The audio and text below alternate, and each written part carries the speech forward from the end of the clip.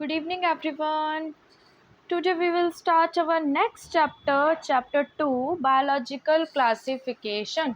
First chapter हमारा complete हो चुका है एंड आई होप आपको उसके कॉन्सेप्ट बहुत अच्छे से क्लियर हो गए होंगे। अब हम हमारा नेक्स्ट चैप्टर स्टार्ट करते हैं, biological classification. Okay, chapter start करने से पहले आप सबको ये पता होना चाहिए who is the father of biology. Biology पढ़ रहे हैं हम, तो हमें पता होना चाहिए who is the father of biology. So Aristotle is the father of biology, okay, and zoology also, okay, biology and zoology दोनों के फादर कौन है? एरिस्टोटले। ठीक है, अब एरिस्टोटले ने क्या किया था? एरिस्टोटले ने क्लासिफिकेशन किया था। कैसे क्लासिफिकेशन किया था, क्या बताया था एरिस्टोटले ने? एरिस्टोटले ने ये बताया था जितने भी ऑर्गेनिज्म होते हैं हमारे वर्ल्ड में, हम उसको टू पार्ट्स में क्लासिफाई करते हैं, टू किंगडम में क्लासिफाई करते हैं। एक किंगडम होता है प्लांटी एंड दूसरा किंगडम होता है एनिमेलिया। ठीक है, अब उसने ऑर्गेनिज्म को टू किंगडम सिस्टम में क्या कर दिया? क्लासिफाई कर दिया। पर किस बेसिस पे डिवाइड किया उसने ऑर्गेनिज्म को टू किंगडम में? सो प्लांट्स में तो उसने जो जो ऑर्गेनिज्म रखे थे वो किसके बेसिस पे रखे थे? हर्ब, श्रब्स और ट्रीज के बेसिस पर। ठीक है, हर्ब्स, श्रब्स एंड ट्रीज के बेसिस पर। और एनिमल में उसने जो भी ऑर्गेनिज्म रखे थे उसको किसके बेसिस पे रखा था उसने? कि किस में रेड ब्लड सेल्स है और किस में रेड ब्लड सेल्स नहीं है। यानी कि एरिस्टोटले ने क्या किया था? टू किंगडम क्लासिफिकेशन दिया, एक प्लांटी और एक एनिमेलिया। ठीक है, एक प्लांटी और एक एनिमेलिया किसने दिया था? एरिस्टोटले ने। जिसमें प्लांट्स में उसने किस किस को रखा था? मतलब प्लांट्स में उसने जो ऑर्गेनिज्म का क्लासिफिकेशन किया था वो किस बेसिस पे किया था? हर्ब, श्रब्स एंड ट्रीज के बेसिस पर। और एनिमल में उसने ऑर्गेनिज्म का क्लासिफिकेशन किस बेसिस पे किया था? किस में रेड ब्लड सेल्स हैं और किस में रेड ब्लड सेल्स नहीं हैं। ओके, अब हम नेक्स्ट पढ़ते हैं। दूसरा साइंटिस्ट है कार्लस लीनियस। कौन सा है? Carolus Linnaeus. इसने भी बड़े भाई की बात मान के बोला कि भाई एरिस्टोटले एकदम सही बोल रहा है। ठीक है, ऑर्गेनिज्म दो पार्ट्स, ऑर्गेनिज्म को टू किंगडम में क्या किया गया है? क्लासिफाई किया गया, एक प्लांट्स और एक एनिमेलिया। यानी कि कार्लस लीनियस का अपना खुद का कोई पॉइंट ऑफ व्यू नहीं था, वो एकदम एरिस्टोटले की बात से सेटिस्फाई हो गया। ठीक है, तो उस टाइम पर क्या था, ये जो टू किंगडम क्लासिफिकेशन था वो बहुत ही ज़्यादा एक्सेप्टेड था। ठीक है, तब टू किंगडम क्लासिफिकेशन को बहुत ही ज़्यादा माना जाता था, क्योंकि कोई और साइंटिस्ट नहीं आया था ना इनको चैलेंज करने के लिए। सो उस वक्त ये वाला क्लासिफिकेशन ही क्या था? फेमस था। ठीक है, पर इनके बहुत ज़्यादा ड्रॉबैक्स हैं कार्लस के, लीनियस के। ये जो टू किंगडम क्लासिफिकेशन है इसके बहुत ही ज़्यादा ड्रॉबैक्स हैं, इनमें बहुत ही ज़्यादा कमियाँ हैं। क्या कमियाँ हैं? ये मल्टी सेलुलर और यूनिसेलुलर दोनों के बीच में कोई डिफ्रेंशिएट नहीं कर पाए। प्रोकैरियोट्स एंड यूकैरियोट्स कोई डिफ्रेंशिएट नहीं कर पाए। फोटोसिंथेटिक, नॉन फोटोसिंथेटिक ऑर्गेनिज्म, यानी कि कुछ भी नहीं बता पाए ये। ठीक है, ये देखिए, this system did not distinguish between the eukaryotes and prokaryotes, unicellular and multicellular and photosynthetic and non photosynthetic. तो हमें बहुत कुछ पढ़ना था, टू किंगडम सिस्टम से काम नहीं चलने वाला। तो आगे जो है बहुत सारे साइंटिस्ट आए जिन्होंने थ्री किंगडम सिस्टम के बारे में, four kingdom classification, five kingdom classification के बारे में बताया। ठीक है, जैसे फोर किंगडम क्लासिफिकेशन के बारे में बताया था कॉपलैंड ने, बट ये आपके एनसीईआरटी के 11th स्टैंडर्ड में सीधा डायरेक्ट फाइव किंगडम क्लासिफिकेशन दिया हुआ है। टू और three kingdom, four kingdom classification नहीं दे रखा, तो हम सीधा किस पे जंप करेंगे? फाइव किंगडम क्लासिफिकेशन पे। सो फाइव किंगडम क्लासिफिकेशन किसने दिया था? आर.एच. विटैकर ने। किसने दिया था five kingdom classification? R H. Whittaker ने। So come to five kingdom classification. Okay, so here it is. So 1969 में आर.एच. विटैकर ने 1969 में आर.एच. विटैकर ने क्या किया था? फाइव किंगडम क्लासिफिकेशन दिया था, जिसका नाम था Monera, protista, fungi, Plantae and animalia. अब मेन क्राइटेरिया क्या था इसके क्लासिफिकेशन का?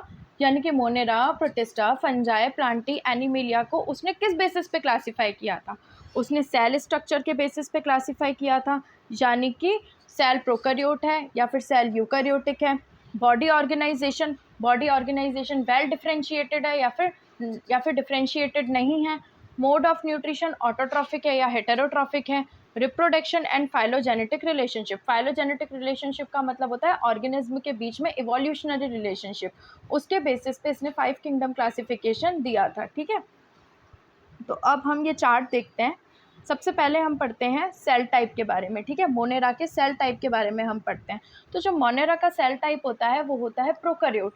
प्रोकैरियोट का मतलब ये होता है कि इसमें न्यूक्लियस एब्सेंट होता है, और जो इसमें ऑर्गेनेल्स होते हैं जैसे कि mitochondria, endoplasmic reticulum, Golgi complex, वो सब क्या होते हैं, एब्सेंट होते हैं।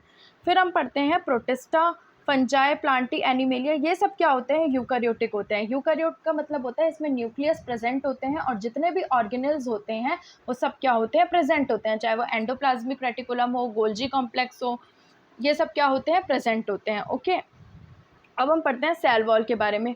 मोनेरा की जो सेल वॉल होती है वो नॉन सेल्यूलोजिक होती है और पेप्टिडोग्लाइकेन से मिलकर बनी हुई होती है। ठीक है, पेप्टिडोग्लाइकेन किस किस से मिलकर बना होता है, शुगर और अमाइनो एसिड से मिलकर बना हुआ होता है। ठीक है, और प्रोटिस्टा में क्या होता है, कुछ कुछ में सेल वॉल क्या होती है, प्रेजेंट होती है। ठीक है, जो कि सेल्यूलोजिक की बनी हुई होती है। और फंजाई में जो सेल वॉल होती है वो किससे मिलकर बनी होती है, काइटिन से मिलकर बनी हुई होती है। ठीक है, और प्लांट्स में जो सेल्यूलोज होती है वो किसकी बनी होती है, सेल्यूलोज से बनी हुई होती है। ठीक है, और एनिमल में तो जो सेल वॉल होती है वो एब्सेंट होती है। ठीक है, अब हम बात करते हैं न्यूक्लियर मेम्ब्रेन की। ठीक है, अब मोनेरा तो मैंने बताया, मोनेरा में तो जो न्यूक्लियस है वो एब्सेंट होता है। तो जब न्यूक्लियस एब्सेंट है तो न्यूक्लियर मेम्ब्रेन कैसे प्रेजेंट हो सकती है, वो भी एब्सेंट होगी। सो जो न्यूक्लियर मेम्ब्रेन को हम न्यूक्लियर एनवेलप भी बोलते हैं, वो क्या होता है, एब्सेंट होता है। बाकी सब में जो न्यूक्लियर मेम्ब्रेन है वो प्रेजेंट होती है, एक्सेप्ट मोनेरा। अब हम पढ़ते हैं बॉडी ऑर्गेनाइजेशन। इन सब में cellular level of body organization होता है। ठीक है, मोनेरा में क्या होता है, सेलुलर बॉडी ऑफ ऑर्गेनाइजेशन होता है, यानी कि ये कैसे होता है, सिंगल सेल्ड प्रोकैरियोटिक, कैसे होते हैं, सिंगल सेल प्रोकैरियोटिक ऑर्गेनिज्म होते हैं। और जो प्रोटिस्टा होते हैं वो कैसे होते हैं, सिंगल सेल प्रोकैरियोटिक को हम बोल सकते हैं यूनिसेलुलर प्रोकैरियोटिक। ओके, और जो प्रोटिस्टा है वो कैसा होता है, यूनिसेलुलर यूकैरियोटिक। ठीक है, तो ये होता है यूनिसेलुलर प्रोकैरियोटिक मोनेरा, और प्रोटिस्टा होता है यूनिसेलुलर यूकैरियोटिक। ठीक है, और जो फंजाई होता है वो कैसा होता है, मल्टी सेलुलर होता है। ठीक है, और लूज टिश्यूज से मिलकर बना होता है। प्लांटी टिश्यूज़, ऑर्गन्स, इन सब से मिलकर बना हुआ होता है। और animalia tissue, organ and organ system. ठीक है, इनकी बॉडी टिश्यूज से, ऑर्गन सिस्टम से मिलकर बनी हुई होती है। ठीक है, पहले टिश्यूज़, फिर organ and then organ system. उसके बाद हम बात करते हैं मोड ऑफ न्यूट्रिशन। मोनेरा में दोनों मोड ऑफ न्यूट्रिशन होता है, ऑटोट्रॉफिक भी और हेटेरोट्रॉफिक भी। ठीक है, ऑटोट्रॉफिक में क्या होता है, जो प्लांट्स होते हैं वो अपना फूड खुद बनाते हैं। ठीक है, या तो सनलाइट की प्रेजेंस में बनाएंगे या फिर केमिकल की प्रेजेंस में बनाएंगे। तो जो सनलाइट की प्रेजेंस में अपना फूड बनाते हैं उसको हम क्या बोलेंगे, फोटोसिंथेटिक, बचपन से पढ़ा हुआ है। और कीमोसिंथेटिक जो केमिकल्स की प्रेजेंस में अपना फूड बनाते हैं, जैसे कि नाइट्रोजन फिक्सिंग बैक्टीरिया। ओके, उसके बाद आता है हेटेरोट्रॉपिक। हेटेरोट्रॉपिक जो होते हैं वो 2 पार्ट्स में डिवाइडेड होते हैं, एक पैरासाइटिक और एक सेपरोफाइटिक। पैरासाइटिक क्या होते हैं, यानी कि जो भी बैक्टीरिया होता है वो लिविंग ऑर्गेनिज्म के अंदर या फिर लिविंग ऑर्गेनिज्म के ऊपर अपने अपने फूड के लिए क्या होता है, डिपेंड होता है। ठीक है, जिसको उस जो लिविंग ऑर्गेनिज्म होता है उसको अपन क्या बोलेंगे, होस्ट। यानी कि जो बैक्टीरिया होता है वो किसी लिविंग होस्ट पर डिपेंड होता है अपने फूड के लिए। ठीक है, और सेपरोफाइटिक क्या होता है, डेड डिकेइंग मैटर पे। ठीक है, डेड डिकेइंग मैटर पर डिपेंड होता है ना अपने फूड के लिए। ठीक है, उसके बाद हम पढ़ते हैं protista. Protista is mixotrophic. Mixotrophic क्यों होता है, क्योंकि ये लाइट की प्रेजेंस में अपना फूड बनाता है। ठीक है, और जब लाइट चली जाती है, यानी कि लाइट जब खत्म हो जाती है, लाइट के एब्सेंस में ये क्या करता है, हेटेरोट्रॉपिक हो जाता है, किसी और के ऊपर अपने फूड के लिए डिपेंड हो जाता है। सो इसलिए ये क्या होता है, मिक्सोट्रॉप होता है। मिक्सोट्रॉप का एग्जाम्पल है युगलीना। क्या है, युगलीना। ओके, सो ऑटोट्रॉफिक में इसमें क्या आएगा, सिर्फ फोटोसिंथेटिक आएगा, कीमोसिंथेटिक नहीं आएगा। और कैसे होते हैं, हेटेरोट्रॉफिक। और हेटेरोट्रॉफिक में तो आपको पता है पैरासाइट और सेपरोफाइट दोनों आते हैं। ठीक है, फंजाई का एग्जांपल है मशरूम। ठीक है, मशरूम होता है सेपरोफाइटिक, जो कि डेड डिकेइंग मैटर पे डिपेंड होता है अपने फूड के लिए। ठीक है, तो ये कैसा होता है, फंजाई। फंजाई बहुत ही चालाक होता है। फंजाई क्या करता है, किसी और पर डिपेंड होता है अपने फूड के लिए, खुद अपना फूड नहीं बनाता। तो फंजाई कैसा होता है, हेटेरोट्रॉफिक। ओके, जिसमें से जो मशरूम है, मशरूम कैसा होता है, सेपरोफाइटिक। उसके बाद आता है प्लांट तो आप सबको पता है ऑटोट्रॉफिक होते हैं, सनलाइट को ट्रैप करके अपना फूड बनाते हैं। उसके बाद आता है एनिमेलिया। एनिमेलिया कैसा होता है, हेटेरोट्रॉफ, यानी कि दूसरों पर डिपेंड होता है अपने फूड के लिए। पैरासाइट और सेपरोफाइट 2 पार्ट्स में। उसके बाद आता है होलोजॉइक मोड ऑफ न्यूट्रिशन।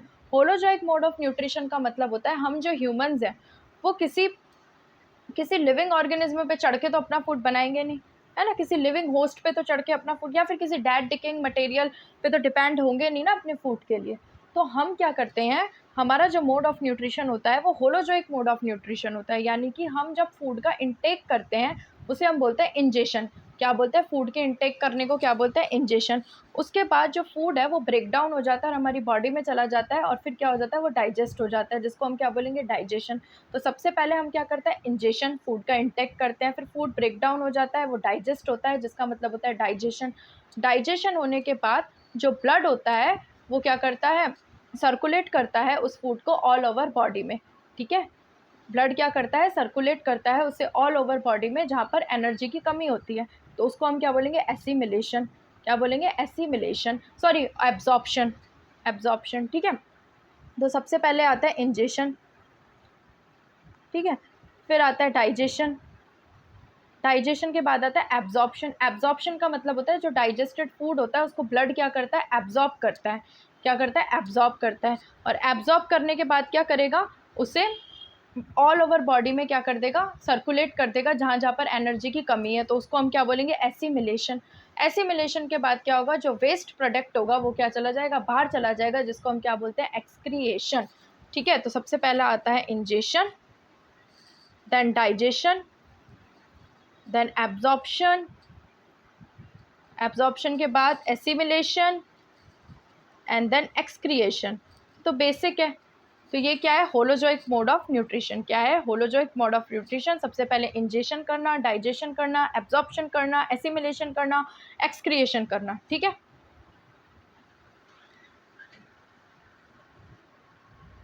सो ये हमने पढ़ लिया मोनेरा के बारे में, मोनेरा की cell type, cell wall, nuclear membrane, body organization, mode of nutrition, सबके बारे में हमने पढ़ लिया। ठीक है, अब हम यहाँ पर देखते हैं कि जो पहले के साइंटिस्ट थे जो मैंने आपको बताया, एरिस्टोटले और लीनियस, ये क्या, इन्होंने प्लांट्स के इंटरनल कैरेक्टर्स के बारे में तो पढ़ा नहीं था, है ना, प्लांट्स के इंटरनल कैरेक्टर्स के बारे में तो उन्होंने पढ़ा नहीं था। तो इन्होंने क्या किया था, जो क्लेमाइडोमोनास और जो स्पायरोगायर है ना, उसको एक ही किंगडम में रख दिया, एल्गी में। ठीक है, बिना उसके इंटरनल कैरेक्टर्स के बारे में जाने उन्होंने क्लेमाइडोमोनास को और स्पायरोगायरो को एक ही किंगडम में रख दिया, एल्गी में। ठीक है, अब आपको सबको पता है जो क्लेमाइडोमोनास है वो तो एल्गी है। ठीक है, ऑटोट्रॉफिक ग्रीन प्लांट है, एक एल्गी है, और जो स्पायरोगायर है वो तो हेटेरोट्रॉफिक फंजाई है। तो कैसे इन दोनों को उसने एक ही सिस्टम, एक ही किंगडम में रख दिया, एल्गी में, तबकि दोनों के जो इंटरनल कैरेक्टर्स है वो तो बहुत डिफरेंट है, एक ऑटोट्रॉफिक है तो एक हेटेरोट्रॉफिक है। तो उसने क्या किया था, क्लेमाइडोमोनास को और स्पायरोगायरा को एल्गी में रख दिया था, जो पहले के साइंटिस्ट थे। ठीक है, कौन थे पहले के साइंटिस्ट, एरिस्टोटले और लीनियस। उनको कुछ पता तो था नहीं, उन्होंने ऐसे ही एक्सटर्नल कैरेक्टर्स के बेसिस पर क्लेमाइडोमोनास और स्पायरोगायरा को एल्गी के अंदर रख दिया, यानी कि वो डिफरेंशिएट नहीं कर पाए ना ऑटोट्रॉफिक और हेटेरोट्रॉफिक के बीच में, पहले भी मैंने आपको बताया। ठीक है, और यही सब इसमें लिखा हुआ है कि जो स्पायरोगायरा होता है उसके अंदर वो फंजाई होता है, तो फंजाई होता है तो उसकी सेल वॉल किससे मिलकर बनी होती है, काइटिन की मिलकर बनी होती है। और जो ग्रीन प्लांट होता है वो सेल्यूलोजिक होता है, बता चुकी हूँ मैं। ठीक है, उसकी सेल वॉल कैसी होती है, सेल्यूलोजिक होती है। तो जो बाद में ये जो कैरेक्टर्स थे वो एक डिस्टिंग्विश नहीं थे अच्छे से, यानी कि मतलब दोनों को एक साथ एल्गी में रख दिया अलग अलग कैरेक्टर्स होने के बाद भी। तो बाद में इन कैरेक्टरिस्टिक को कंसिडर किया गया कि भाई इन दोनों के इंटरनल कैरेक्टर्स अलग अलग है, तो फंजाई को अपने एक अलग किंगडम में रख दिया जिसका नाम है किंगडम फंजाई। और जितने भी प्रोकैरियोटिक ऑर्गेनिज्म थे, यानी कि यूनिसेलुलर प्रोकैरियोटिक ऑर्गेनिज्म जितने भी थे, उसको किसके अंदर रख दिया था, मोनेरा के अंदर। ये मैं आपको बता चुकी हूँ अभी अभी। और यूनिसेलुलर यूकैरियोटिक ऑर्गेनिज्म किसके अंदर आ गए थे, प्रोटिस्टा के अंदर आ गए थे। ठीक है, आर.एच. विटेकर ने लास्ट में क्या किया, आर.एच. विटेकर ने तो बहुत सारी कैरेक्टर्स के बारे में हमें बताया। तो आर.एच. विटेकर ने जो फंजाई है उसको अपने एक अलग किंगडम में रखा, प्रोकैरियोटिक जितने भी यूनिसेलुलर ऑर्गेनिज्म है उसको मोनेरा में रख दिया, और यूनिसेलुलर यूकैरियोटिक जितने भी ऑर्गेनिज्म हैं उनको प्रोटिस्टा के अंदर रख दिया। ठीक है, फिर क्या किया था उसने, आर.एच. विटेकर ने जो क्लेमाइडोमोनास और जो क्लोरेला है ना, उसको किसके अंदर रख दिया, प्रोटिस्टा के अंदर रख दिया। क्यों, क्योंकि प्रोटिस्टा क्या है, यूनिसेलुलर यूकैरियोट्स है, और जो क्लेमाइडोमोनाज है वो भी यूनिसेलुलर यूकैरियोट्स हैं, और जो क्लोरेला है वो भी क्या है, यूनिसेलुलर यूकैरियोट्स हैं। तो इसने क्लेमाइडोमोनाज क्लोरेला को किसके अंदर रख दिया, प्रोटिस्टा के अंदर रख दिया। किसके साथ, पैरामीशियम और अमीबा भी हैं, क्योंकि प्रोटिस्टा के तो नॉर्मल एग्जाम्पल ही है पैरामीशियम और अमीबा, और पैरामीशियम और अमीबा के साथ साथ उसने किसको इंक्लूड कर दिया, क्लेमाइडोमोनाज और क्लोरेला को भी इंक्लूड कर दिया। ठीक है, क्योंकि इनके इंटरनल कैरेक्टर्स क्या थे, सेम थे। ठीक है, अब ये बता रखा है जब हम क्लासिफिकेशन करते हैं ना, तो क्लासिफिकेशन में केवल मॉर्फोलॉजिकल हम करेक्टर्स के अकॉर्डिंग, फिजिकल करेक्टर के अकॉर्डिंग या रिप्रोडक्टिव करेक्टर के अकॉर्डिंग क्लासिफिकेशन नहीं होता। क्लासिफिकेशन फाइलोजेनेटिक रिलेशनशिप के बेसिस पे भी हम करते हैं। फाइलोजेनेटिक रिलेशनशिप का मतलब होता है एवोल्यूशनरी रिलेशनशिप ऑर्गेनिज्म के बीच का, उसके आधार पर भी हम क्लासिफिकेशन करते हैं। ठीक है ना, मतलब मॉर्फोलॉजिकल, फिजियोलॉजिकल और रिप्रोडक्टिव फीचर्स तो चाहिए ही चाहिए, पर इनसे काम नहीं चलेगा। इवोल्यूशनरी रिलेशनशिप होना भी ज़रूरी है ऑर्गेनिज्म के बीच में, उससे हम क्या कर सकते हैं, क्लासीफाई कर सकते हैं। ओके, सो अब हम पढ़ते हैं किंगडम मोनेरा के बारे में। किसके बारे में, किंगडम मोनेरा के बारे में। सो मोनेरा क्या होता है, यूनिसेलुलर प्रोकैरियोट्स। ओके, अब जो मोनेरा होता है ना, मोनेरा में बहुत सारे माइक्रो ऑर्गेनिज्म प्रेजेंट होते हैं। यानी कि अगर आप एक मुट्ठी भर रेत लोगे ना, या फिर मुट्ठी भर मिट्टी लोगे, तो उसमें हंड्रेड्स ऑफ बैक्टीरिया प्रेजेंट होंगे।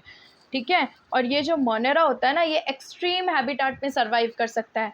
ठीक है, चाहे डेजर्ट हो, चाहे हॉट स्प्रिंग हो, चाहे स्नो हो, कहीं पे भी सर्वाइव कर सकता है। ठीक है, सो हम पढ़ते हैं इसके बारे में। Bacteria are the sole member of the kingdom Monera, यानी कि मोनेरा में क्या आते हैं, सारे के सारे प्रोकैरियोटिक बैक्टीरिया आते हैं, और they are the most abundant microorganism. Bacteria हर जगह पाए जाते हैं। 100 of bacteria are present in the handful of soil, यानी कि मुट्ठी भर रेत में बहुत सारे बैक्टीरिया, हंड्रेड्स ऑफ बैक्टीरिया होते हैं, और ये एक्सट्रीम हैबिटाट्स में रह सकते हैं, hot spring, desert, snow, deep oceans. Okay, अब बैक्टीरिया जो होते हैं यहाँ पर पॉलीमॉर्फिक होते हैं।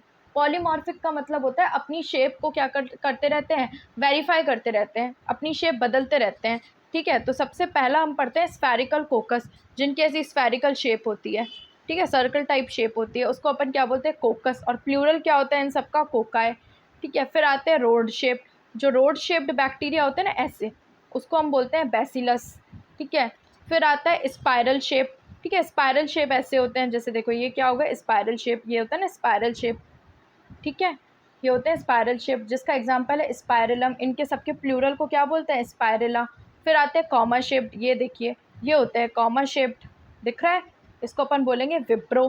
ठीक है, तो क्या क्या आ गए इसमें, एक तो कोकस जो कि स्फेरिकल शेप होते हैं, इन सबका प्लूरल हो जाएगा कोकाए। बैसिलाए जो कि रॉड शेप्ड होते हैं, स्पाइरलम जो कि स्पाइरल शेप्ड के होते हैं, विप्रो जो कि कॉमा शेप्ड होते हैं। ठीक है, तो जो बैक्टीरिया हैं वो अलग अलग शेप के होते हैं इसमें। ठीक है, इसलिए हम बैक्टीरिया को इसमें क्या बोलेंगे, पॉलीमॉर्फिक। पॉलीमॉर्फिक मतलब होता है बैक्टीरिया इसमें अलग अलग अपने उसको शेप को क्या कर सकते हैं, चेंज कर सकते हैं, और हर जगह पाए जाते हैं, पॉलीमॉर्फिक का मतलब। ठीक है, मैंने बताया ना कहीं पे भी सर्वाइव कर सकते हैं, ये कहीं पर भी पाए जाते हैं। ठीक है, सो ये बैक्टीरिया की शेप है सारी की सारी। अब देखिए, अब इसमें क्या होता है, जो बैक्टीरिया की स्ट्रक्चर होती है ना, वो तो बहुत सिंपल होती है, पर ये होते बहुत कॉम्प्लेक्स हैं। यानी कि आप सोच रहे होगे यूनिसेलुलर ऑर्गेनिज्म है, तो ये बाकी ऑर्गेनिज्म के कंपेयर में थोड़े से कम कॉम्प्लेक्स होंगे, बट नहीं, ये बाकी ऑर्गेनिज्म की तरह ही कॉम्प्लेक्स होते हैं। जैसे बाकी हायर ऑर्गेनिज्म कॉम्प्लेक्स होते हैं ना, वैसे ही मोनेरा भी क्या होता है, कॉम्प्लेक्स होता है।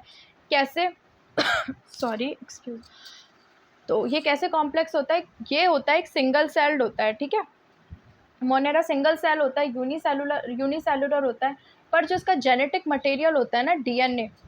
ठीक है, जो इसका जेनेटिक मटेरियल होता है डीएनए, वो रेप्लिकेट करता है। रेप्लिकेट करने का मतलब क्या है, मल्टीपल कॉपीज़ बनाता है अपनी। ठीक है, और फिर क्या करता है, जो इन्फॉर्मेशन होती है वो डीएनए से कहाँ पर सेंड कर देता है, आरएनए में, और अपनी इन्फॉर्मेशन डीएनए से आरएनए में भेजने को हम क्या बोलते हैं, ट्रांसक्रिप्शन। क्या बोलते हैं, ट्रांसक्रिप्शन। और उसके बाद उस इन्फॉर्मेशन को कॉपी करके जो आरएनए होता है वो इन्फॉर्मेशन कहाँ सेंड कर देता है, प्रोटीन में। तो आरएनए से प्रोटीन तक जो इन्फॉर्मेशन जा रही है उसे हम क्या बोलेंगे, ट्रांसलेशन। यानी कि इसमें भी क्या हो रहा है, ये सारा प्रोसेस हो रहा है, यानी कि डीएनए से आरएनए, आरएनए से प्रोटीन। तो इसका जो मशीनरी सिस्टम है वो बहुत ही ज़्यादा क्या है, कॉम्प्लेक्स है। ठीक है, ये भी क्या है, इसका प्रोसेस भी सेम हायर ऑर्गेनिज्म की तरह चल रहा है। हायर ऑर्गेनिज्म में भी तो यही होता है, डीएनए से आरएनए, आरएनए से प्रोटीन। तो यहाँ पर सिंगल सेल में भी ये सब कुछ हो रहा है। तो मोनेरा का स्ट्रक्चर चाहे सिंपल हो, बट ये बाकी हायर ऑर्गेनिज्म की तरह ही क्या होता है, कॉम्प्लेक्स होता है। ठीक है, ओके। उसके बाद हम यहाँ पर इसके आ जाते हैं मोड ऑफ न्यूट्रिशन पर।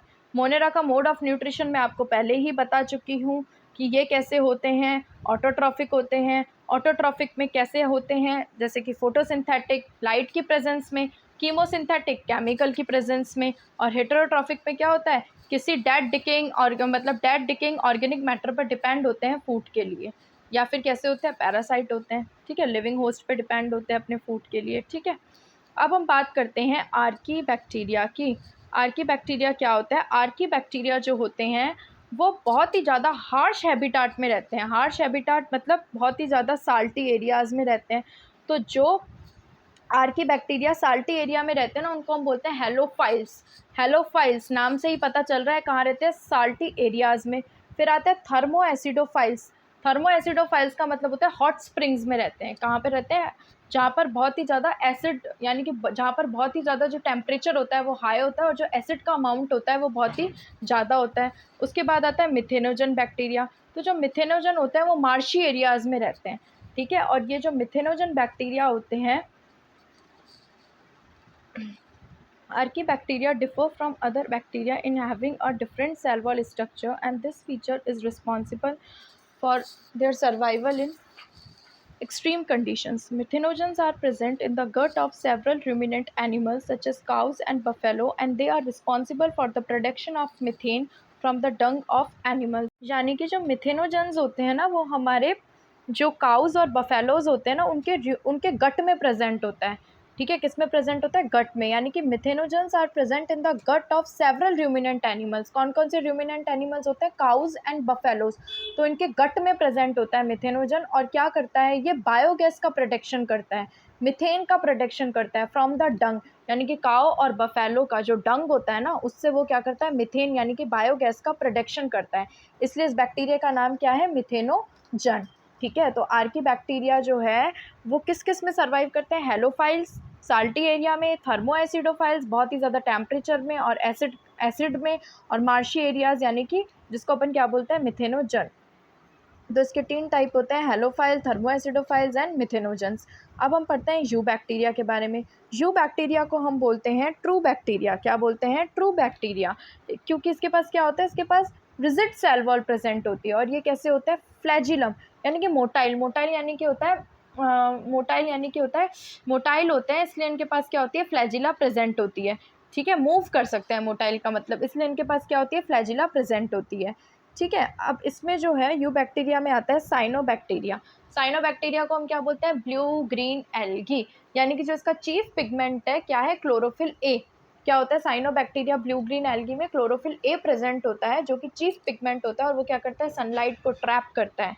क्या करता है, सनलाइट को ट्रैप करता है और अपना फूड बनाता है। ठीक है, जिसको अपन क्या बोलते हैं, फोटोसिंथेटिक ऑटोट्रॉफ। क्या बोलते हैं, फोटोसिंथेटिक ऑटोट्रॉफ। ठीक है, उसके बाद क्या आता है, कीमोसिंथेटिक ऑटोट्रॉफ। कीमोसिंथेटिक ऑटोट्रॉफ में क्या आते हैं, आप सबको पता है, नाइट्रोजन फिक्सिंग बैक्टीरिया आते हैं जो केमिकल्स की प्रेजेंस में अपना फूड बनाते हैं। ठीक है, और जो नाइट्रोजन फिक्सिंग बैक्टीरिया होते हैं इसमें एक स्पेशलाइज्ड सेल्स प्रेजेंट होती है जिसको अपन बोलते हैं हेटेरोसिस्ट। हेटेरोसिस्ट ये होती है, हेटेरोसिस्ट ये एक स्पेशलाइज्ड सेल्स होती हैं। ठीक है, और ये किससे कवर होती है, म्यूसिलेजिनियस शीट से कवर होती है। देखो ये जो हेटेरोसिस्ट है ये किससे कवर है, म्यूसिलेजिनियस यानी कि एक जिलेटिनियस शीट से क्या होती है, कवर होती है, जो कि इसको प्रोटेक्शन प्रोवाइड करवाती है। ठीक है, और हेटेरोसिस्ट किस में होता है, नॉस्टॉक एंड एनाबीना। किस में होता है, नॉस्टॉक एंड एनाबीना, यानी कि ये एल्गी के एग्जाम्पल्स है, नॉस्टॉक एंड एनाबीना। तो इसमें क्या होता है, यानी कि जो नाइट्रोजन होता है उसको हम ऑक्सीडाइज करते हैं। क्या करते हैं, जो एटमॉस्फेयर में जितनी भी नाइट्रोजन होती है ना उसको हम ऑक्सीडाइज करते हैं NO2- एंड NO3- यानी कि नाइट्रेट एंड नाइट्राइट में। ठीक है, उसके बाद नाइट्रेट और नाइट्राइट जो है उसको हम किस में ऑक्सीडाइज करते हैं, अमोनिया में। ठीक है, फिर जो अमोनिया है उसको हम ऑक्सीडाइज करते हैं। तो ये नाइट्रोजन के जितने भी कंपाउंड्स हैं जिनको हम ऑक्सीडाइज कर रहे हैं, ऑक्सीडाइज करने के बाद हम इसको कहाँ, ये मतलब ये किसके लिए हेल्पफुल होती है, प्लांट के लिए हेल्पफुल होती है। प्लांट इनको क्या करता है, एब्जॉर्ब करता है नाइट्रोजन के अलग अलग कंपाउंड को जो ऑक्सीडाइज हुए हैं। ठीक है। और फिर ये जो कंपाउंड ऑक्सीडाइज़ हुए हैं उनसे हमें एक एनर्जी मिलती है। इन कंपाउंड के ऑक्सीडाइज़ होने की वजह से जो एनर्जी रिलीज़ होती है उसको अपन क्या बोलते हैं, एटीपी। ठीक है। और ये किस में मदद करते हैं, न्यूट्रिशन के रिसाइक्लिंग में, जैसे कि nitrogen, phosphorus, iron and sulphur. उसके बाद आता है हमारा हेटेरोट्रॉफिक बैक्टीरिया। जो हेटेरोट्रॉफिक बैक्टीरिया होते हैं वो भी बहुत ज़्यादा नेचर में एबंडेंट होते हैं। यानी कि हेटेरोट्रॉफिक बैक्टीरिया जो होते हैं वो क्या होते हैं, डीकम्पोजर्स की तरह एक्ट करते हैं, है ना। यानी कि डेड डिकेइंग मटेरियल से अपना फूड बनाते हैं, उससे अपने फूड को जो है वो लेते हैं।